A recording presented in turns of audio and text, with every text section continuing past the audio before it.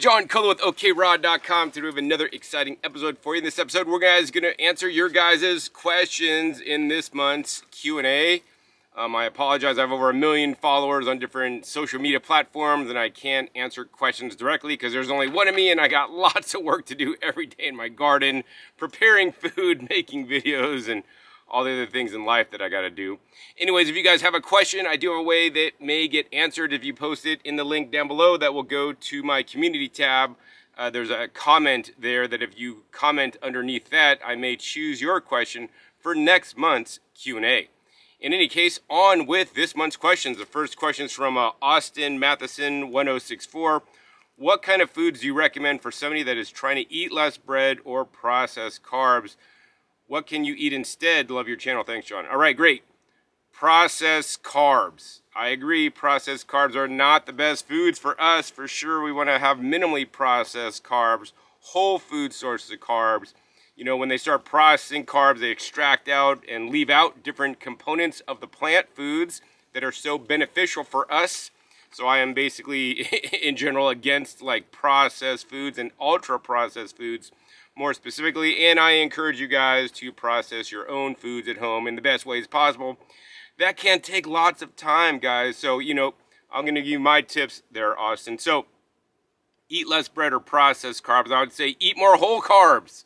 So, what's the easiest thing to do, man? I would say eat fruit, man. Fruit is the original grab and go, you know, food to eat on the entire planet, right? Super simple. I know you want to grab some bread, grab some cookies, grab some processed carbs. But man, grab a banana. You know, bananas are not my favorite fruit to grab, but bananas, hey, grab a banana, peel it and eat it. That's still way healthier than processed bread all the way, man. I mean, next, grab some other fruits, in-season fruits. Visit your local farmer's market, right? Stock up on some of the best fruits of the season. I was visiting local farmer's markets in my area. Fresh cherries are in season, the different stone fruit, peaches, plums, apricots, they're all amazing. You know, I could buy them at the farmer's market, put them in my fridge, stored properly. I could keep them easily a week, and I could go in there every day like I do, and I grab a bunch of fruits to eat, right? Simple, quick, convenient, they taste amazing, and hopefully they will help you get off the processed carbs. That being said, maybe fruit might be too sweet for you. You don't want to eat fruit. Well, there are other options too. You know, I like to do soaked oatmeal. So I could buy basically sprouted, organic, glyphosate-free oats. And you could just soak them overnight. So it's like overnight oats. And then you could, you know, cut up some fruit, put some berries on there. Maybe some date sugar, maybe even maple syrup if you're kind of crazy, and some cinnamon. And then you could eat it. And, you know, that's another excellent substitution for processed carbs, because it's basically just oats, which are actually rich in beta-glucans and other properties. Of course, you could also start heat processing some of the carbs to eat, you know, so eat a steamed potato. You'll never find me say or encourage you guys to eat a baked potato, because that can create carcinogens, but I'm 100% for making a steamed potato. That's how I make my potatoes when I do choose to eat them. And for extra credit, and this is what I do, you'll rarely ever see me eat a russet potato. Basically, I cook, for the most part, only purple potatoes and other, you know, pigmented rich potatoes, including red potatoes on a rare occasion. But mostly, if it's not the purple potato, I won't eat it. Otherwise, I'll get like the purple sweet potatoes, which are a lot more plentiful and easy to find than standard purple potatoes. And you could heat process those, like you say you steam them or put them in an Instant Pot like I do.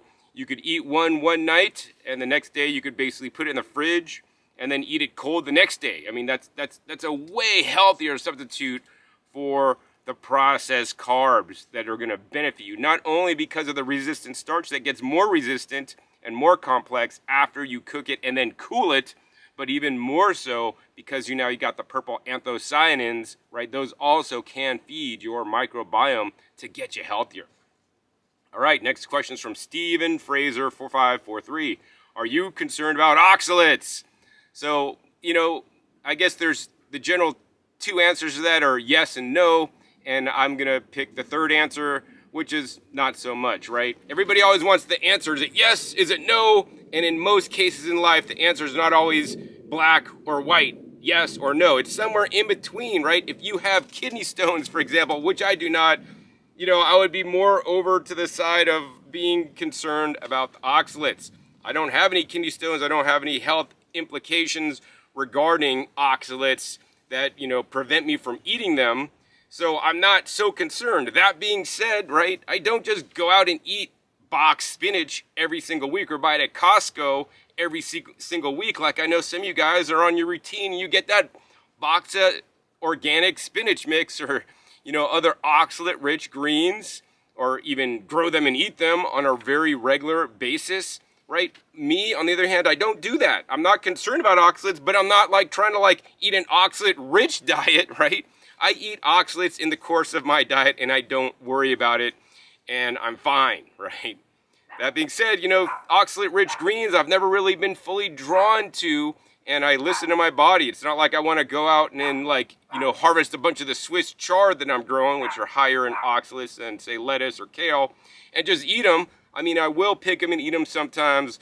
When I grow my own spinach, they taste significantly better than the store-bought spinach, and if I had spinach year-round in my garden, I would eat it year-round. That being said, I don't, so I only eat it when it's in season. And then furthermore, things like New Zealand spinach can be very high in oxalates, and I do grow that year-round. But I don't find myself often eating it. I'll pick some here and there and eat, but I will never make a, salad out of all oxalate-rich greens, right? They always are added to my salad with other foods. So I'll post a video down below, link about my thoughts on oxalates, where I go into this in detail, as well as other plant anti-nutrients, because in my opinion, they can actually benefit your health. All right, next question is from Ian Cook, 2147. When they examine the stools of all animals, they find 1 to 2 foods. So why eating 15 ingredients in a salad is good for us, builds a diversity range of microbiome. Why is that good? I can't see the science there. All right, Ian Cook. So, here's the thing. I'm going to tell you guys what I'm doing and share the research that I found online. I have a video that's upcoming about microbiome research and why it is critically important if you care about your health and you want to have specific health outcomes. That being said, if you don't really care about your health and you don't believe the science that is actually published, scientific journal published study, if you don't believe that, that's up to you. I'm not going to try to hit you over the head, convince you guys of anything.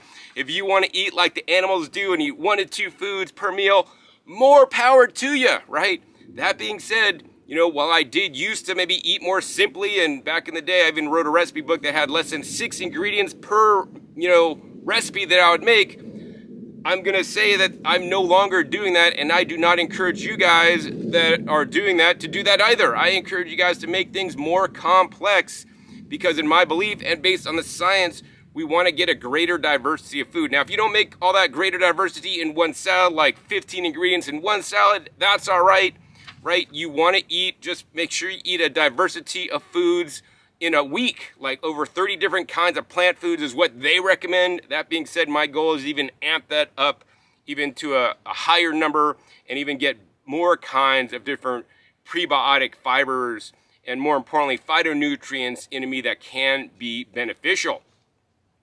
So, clearly there's different microbes that make up our microbiome. They basically, for lack of scientific wording, they basically poop out different secondary metabolites, including short-chain fatty acids that are very important for gut permeability. Like if you got leaky gut, the butyrate, the propionate, the acetate, as well as other nutrients they can basically poop out based on what they're eating. And much like if you have kids, right, your kids, you take them to a buffet, like I was talking to my nephew yesterday. He goes to the buffet with his dad in Las Vegas, and they each like different foods, right? And same thing, bacteria like different foods. If you're only eating 1 or 2 foods per meal, you're feeding only a handful of bacteria. But if you eat 15 different ingredients with different kinds of fibers, different kinds of phytonutrients, you're now feeding yourself more nutrients, first off, but then secondarily, you're feeding more different microbes.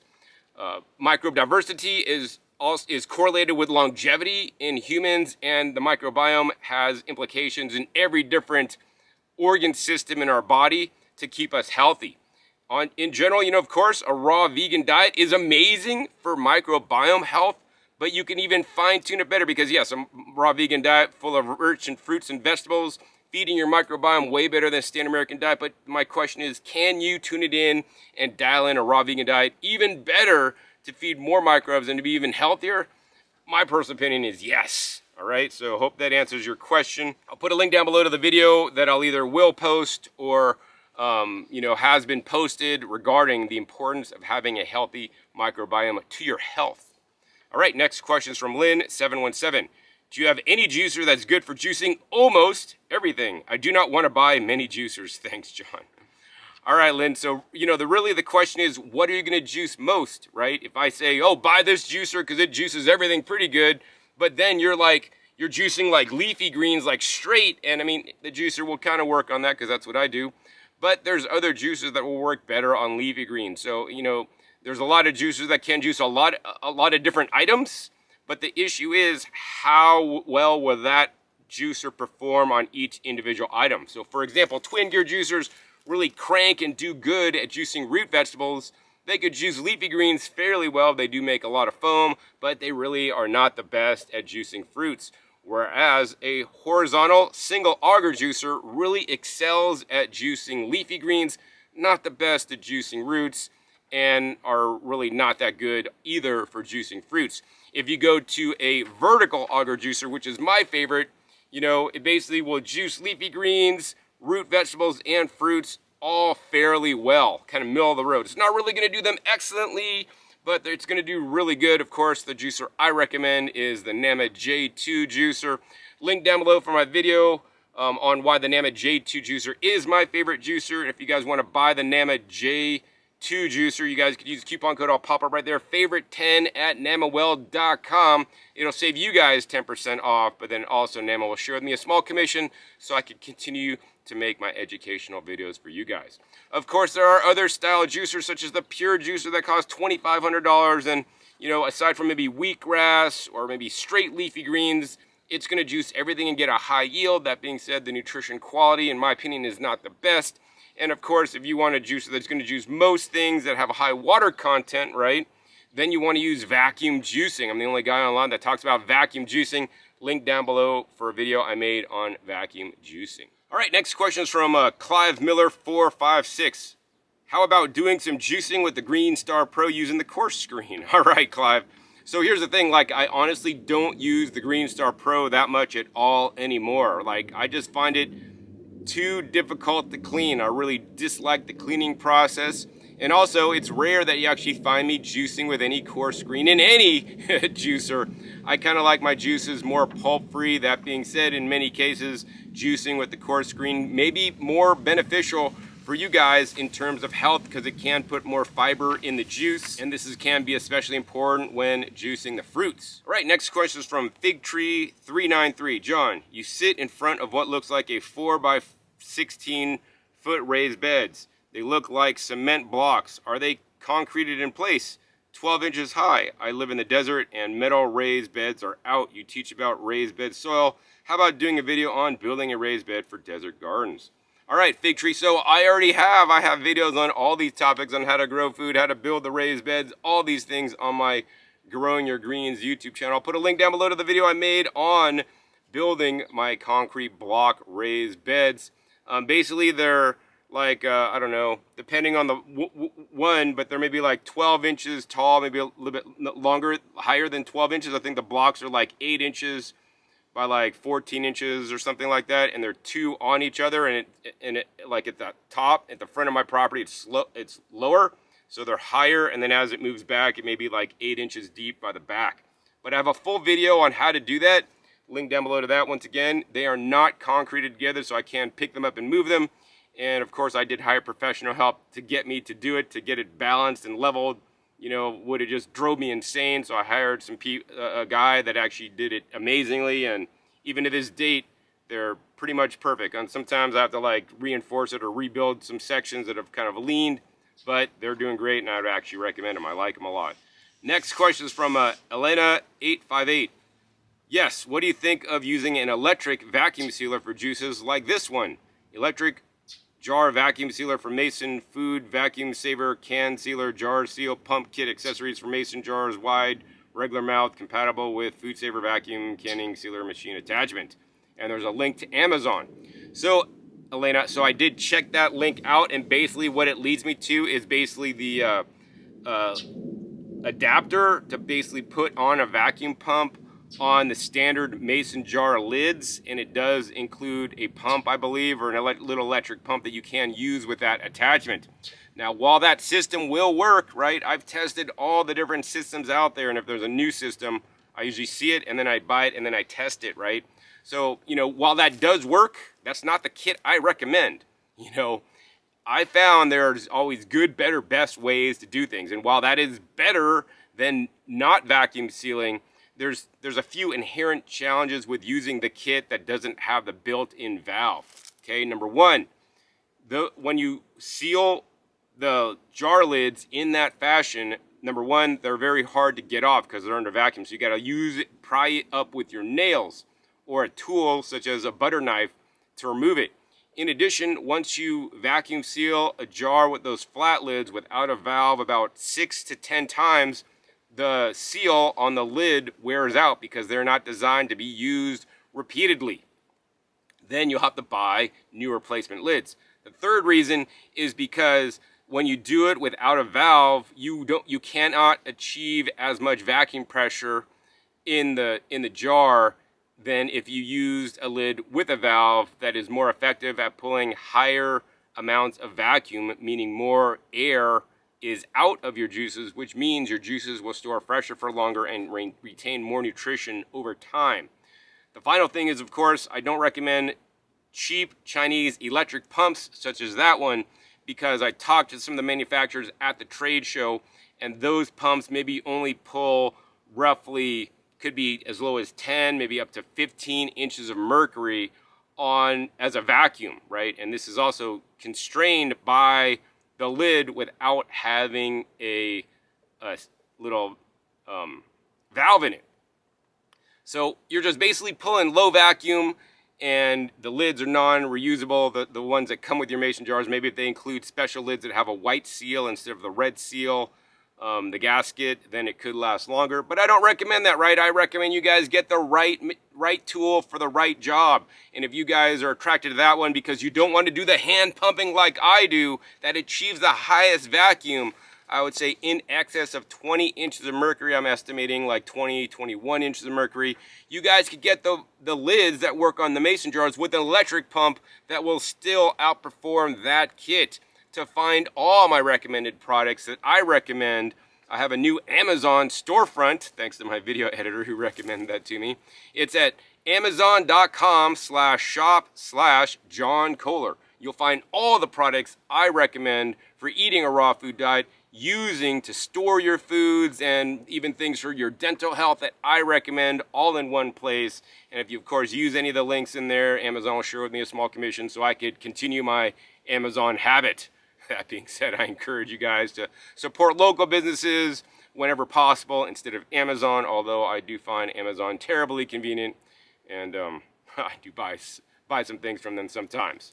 All right, so next question is from a Pre-Eno-Na.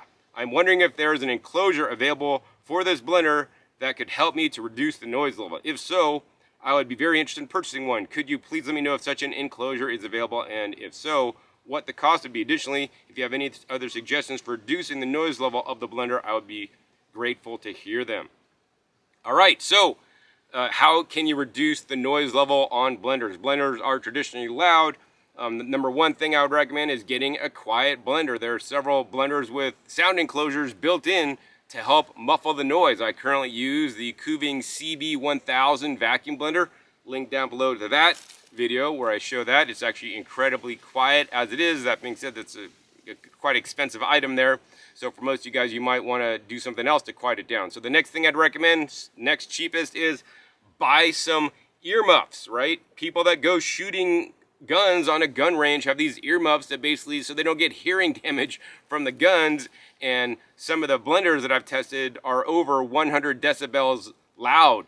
And so that may also cause hearing damage. So you could get basically the earmuffs for your ears made for shooting ranges that will muffle the sound and quiet it down, right?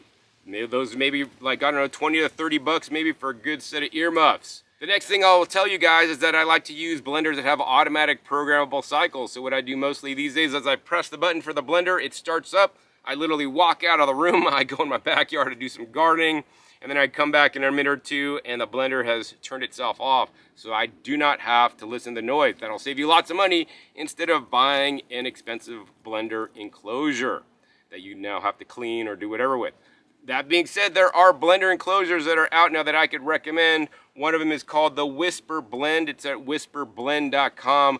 That's basically a plastic enclosure, but the reason why that works is because they have special sound dampening material in there that'll muffle the sound. It makes the sound about 40% less, or 40% of the sound it would have had. And it's amazing the technology they have. That being said, they're like $200, man. And for $200, you could put that towards a better blender, buy some earmuffs, or man, just turn the blender on and walk out of the room and save you guys some money. Because, for $200, there's a lot of other things I'd rather buy that I think will better affect your health than a blender enclosure, personally. All right. Next question is from a user YR1VX9HV1Z. All right, what a name. Hello, John. Besides green powders, etc., what vegan supplement do you take now? Do you still take Complement Essential? All right, so here's the thing. I take a lot of different supplements. I'm not gonna lie and say, oh, I don't take any supplements. I encourage you guys to take appropriate supplements for you and what makes sense. The one that I recommend for all vegans, just to make it simple, is the Complement, because I tested it on myself. Link down below that video where you can see my before and after blood tests, and I proved to myself that it did help me with my a little bit lower than I'd want vitamin D, as well as my vitamin B12 that was always been historically low. Supplementing irregularly on a raw vegan diet, it got it up higher, as well as my homocysteine numbers dropped, which was actually more important to me than my B12 numbers going up a little bit. In addition, it also contains preformed DHA and EPA that can be helpful for our brains. I am still researching to see, if maybe I want to increase my dosage of those, but that's a whole different topic. And it also contains some other different trace minerals that may be deficient in a standard vegan diet due to problems with farmers not adding the right trace minerals to the soil. Things like iodine and, other uncommon trace minerals that are essential for health. So, that's my number one, right, that I'd recommend for all people out there being vegan, to supplement their diet if they feel they need it. That being said, I take other supplements in addition for my health, things like enzymes. I currently take the MRM enzymes. I take some prebiotics and probiotics. I'm currently working through different brands to see the different prebiotic and probiotic effects that I'm going to get. I also take a product called Magtine, which is a special magnesium that I found when I take it. It helps me sleep. I get the Now brand. Actually, I'll put links down below to the supplements I take actually at the Amazon/shop/John Kohler, so you guys can see some of the supplements that I personally take myself, as well as my recommendations. I may not be mentioning them all in this video. And I take a few other supplements for various reasons, whether it's for anti-aging or for some kind of immune support or immune building or allergy support if I'm getting some allergies, because I may have some situations with histamine due to my microbiome, due to not being breastfed as a child, that most people may not need to take. I think supplements are it needs to be catered to you. And based on your needs. I feel that whole food based supplements, like different herbs put in powders, put in capsules, like I take a little seaweed powder in a capsule. Do you guys call that a supplement? To me, that adds trace minerals and other different polysaccharides that can be beneficial for my health. And I've experimented with other ones over the years. So, I take one for my allergies, when I have allergies, but only as needed. So it really just depends. I think that supplements can be used properly or improperly. Supplements should not take the place of a properly designed diet, so you get as many nutrients as possible from your diet, as well as things like the sun. I'd rather be in the sun and make vitamin D than take a vitamin D supplement. I'd rather actually eat mushrooms exposed to UV light to get vitamin D before I took a vitamin D supplement. But even when I did those things, I found that, taking that vitamin D supplement got my levels to where I wanted them to be. Now, I'm not going to say that's going to happen for you, because maybe you get enough sun and you eat vitamin D rich mushrooms and then your vitamin D levels are where you want them to be. I'd say do that first, right? So I'm just sharing with you guys what I'm doing. So yeah, link down below, amazon.com/shop/John Kohler, where you could find the supplements I personally take. All right, last question today is from Lavinia Hass-Rissin, 3657. Hey John, on a personal note, I was wondering what you do to avoid the loneliness of single life, and what have you found is a good approach to dating later in life with such particular views on lifestyle and health. Do you ascribe to any of the new methods like dating apps and such, or have you found a personal formulation for searching for future Mrs. Kohler? Thanks. All right, Lavinia, so here's the thing, here's the thing, the thing is, I'm a pretty introverted guy, believe it or not. I work from home, and that I love researching all these things about health and growing food and preparing my food. And, I wish when I was younger I got into the study of, dating and, all these things and being more extroverted and meeting people, and I'm not. So I'm not going to try to claim that I am. It's one of my goals that, I'd like to learn maybe some dating skills, methods, and go to some dating coaches one of these days. And I looked up some dating coaches in the local area, to take you out and teach you all these things that, I frankly don't know. So let's answer your questions one thing at a time. So loneliness of single life. So, I have friends that come over a couple times a week. We hang out and do things. So, that's one, is have a lot of friends, right? Friends that you hang out on a regular basis with. I have a good friend that comes over all the time and we hang out and do things and stuff. So that alleviates some of the loneliness. You could reach out and have friends online where you talk to them, over, Instagram chat and different, websites. And I have a few people that I correspond with on a regular basis like that as well, which can help alleviate loneliness. Another thing is, of course, have a pet, right? I'm kissing on my little Oakley man all the time. He gets so much attention, because when I get lonely, man, I'm not alone because I have him. He's my little man. I love him. He just got some sardines, bless his heart. He loved it so much. But yeah, have a pet and love on your pet. I took him out for a walk this morning. We may go for a hike later in the afternoon, right? That can help alleviate the loneliness. Also, reach out to people over the phone. I have several friends that I call on the phone. I'll talk to them on a regular basis, right? And keep up with their lives and seeing what they're doing. And so that could be very important for you guys to alleviate loneliness. I know the Surgeon General is now saying loneliness is a disease or some crap out there. I think you should be really focusing more on things like heart disease and things that are preventable through diet modulation and changing a person's diet. But of course, he'd probably get backlash from the processed food companies that they're getting paid off by. So he's targeting loneliness, which, yes, I agree, is also a big situation, especially in this internet age where people don't go out to meet others because they're doing everything on their phone or their laptop. And I think this is a big problem. Every weekend, when I'm home, I try to look up different events around town that I could go to. This weekend, actually, I went to a plant swap to meet people and hang out with people, and got a cool dwarf moringa tree.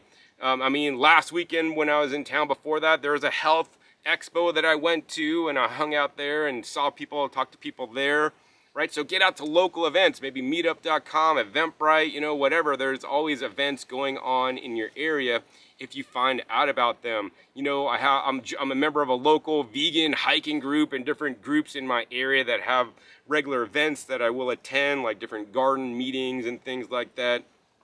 So I think that could also be helpful for meeting people as well. And so, yeah, those can help alleviate loneliness and get you out there. The other thing I like to do is I love to travel. And when I'm travel, pretty much I'm not at home. So I'm staying at hotels and I'm going out to farmers markets. I'm going to farms. I'm visiting people. So that really helps me if I'm feeling lonely. I'll just travel somewhere, man. And then that throws me into situations that I would not be in, and I'm being able to film videos for you guys out there and film content to show you guys all the amazing places I find and what I'm doing on my travels. And I just love that. That really helps get me out of my shell when I'm traveling and doing things. I'm always just like doing something. Like I'm not just ever sitting at the hotel other than going to the hotel to sleep at night, wake up, and then I'm out of the hotel, and then I'm like out enjoying the day, experiencing the day and wherever I'm at. All right, so then getting back to dating, how do I do dating, man, in this day and age? Well, it's challenging. You know, there used to be a raw foods meetup group in the area that I'd go to, or I used to go to different fruit festivals and events, and I still go to different gardening events. But, you know, I think really the way to date, especially if you're in like more of a, I would say, tight cast, or you have, you know, into specific lifestyle like I am. My lifestyle is very specific. Like I eat a nutrient dense, minimally processed, fruit and vegetable based diet. A lot of the food I grow myself. I'm into health, you know, and checking my statistics and doing microbiome tests and blood tests regularly. And, you know, it's great to find somebody into raw foods, but then they're like against getting your blood drawn, and, you know, they like packaged foods, or, I mean, there's vegans that just don't like to eat fresh stuff. I mean, there's so many different, you know, things. So to find somebody that like meet me where I'm at, it's me challenging. So like, you know, I don't have any specific, like, they don't have to be raw vegan for me to date them. But what it really is important for me is that actually they are into health. Like if they're into health, then I think if they have half a brain, which is also a very important criteria for me to have in a person, is that they're actually pretty intelligent. Then they'll realize that, hey, at least eating plant-based, even if they have a little bit of meat, is the healthiest. Whole food plant-based is the healthiest way to go. And they would accept some ideals, because my ideals are basically rooted in some of the science that I've seen. Also, of course, my lifestyle is a bit unique because I also grow my own food, and that plays a significant, you know, time in my life, and I'd like somebody to be able to garden with me. So, I mean, here's the thing. So basically, I've been using some online dating apps, websites to date with. I'm not going to say that's been the most successful, although that has been how I found my last several girlfriends in the past, versus meeting them at some kind of event. Although I think maybe meeting somebody at an event would probably be maybe better in some ways, because at least, you know, you already know they're into what you're into, whereas on regular standard dating sites, like there's not many people already into like living healthfully or even just being vegan. And then if they're vegan, are they even into their health, or are they doing it for animal rights, which I think is great. But, you know, I don't know if I'd end up going out with somebody that's just 100% into animal rights, and then she eats just crappy junk processed vegan foods. And we have to remember that we're animals ourselves, so we must not mistreat ourselves, or if you consider your microbiome and your bacteria, mistreating them by eating processed foods either. So, yeah, I don't know. I wish I had an answer for you, and I hope to find Mrs. Kohler one of these days soon and have some Kohler kids also. Wish me luck. All right, so that's pretty much it for this episode. Hey, if you guys enjoyed this Q&A for this month, hey, please be sure to give this video a big thumbs up. More importantly, share this video with other people that you think it can help. Also, be sure to click that subscribe button right down below so you don't miss my new and upcoming episodes of Can't Wait every 5 to 7 days. You never know where I'll show up or what you'll be learning on my YouTube channel. And make sure to click the little bell so you get notified as my new videos come out. Finally, be sure to check my past episodes. The past episodes are a wealth of knowledge. Over 600 episodes at this time on this channel dedicated to you guys all about eating more fresh fruits and vegetables and eating healthier. So with that, my name is John Kohler with OKRAW.com. We'll see you next time, and until then, remember, keep eating your fresh fruits and vegetables. They're always the best.